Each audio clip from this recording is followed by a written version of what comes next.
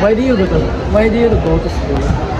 For me, I go to school because I want to finish my education, which is I am taking the Bachelor of Science in Marine Engineering.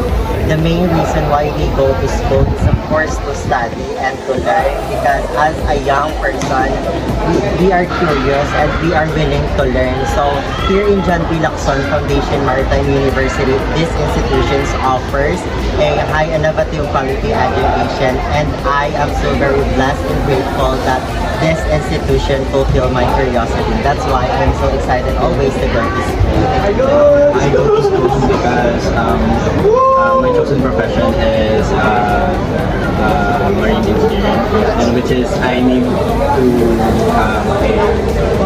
to obtain first bachelor degree or to graduate in this course in order to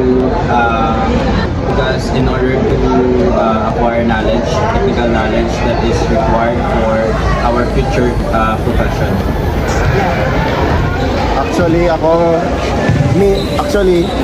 I go to school because for my future and my dreams to achieve ng like gusto ko gid matapos ang pag-skill ako kay para gid lang sa handom ko nga maging future marine engineering and siyempre maging chief engineer gid ay someday ay para sa pandara makabawi ko sa family ko, sa mga tao nga nag-sacrifice para muna yung ma-overcome ko tanan-tanan nga mga goals ko sa kabuhay. The benefits that my education can bring to my family is my profession, which I can provide them with financial stability. Pag-aano sa iyong pamilya? Sa ako and sa pamilya ko ang benefits ko sa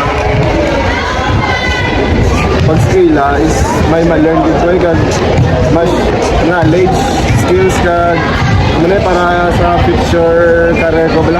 Kag sa pamilya ko ang benefit siyempre if may pag-skilla ko ma-overcome ko na yung pag-skilla ko at maka-overcome ko in the future, makapawi ko sila kung ano na sila na sila mapaway na sila, ako naman maobra para mag-provide ko sila kung ano ang benefit sa pamilya ko. Thank you, sir.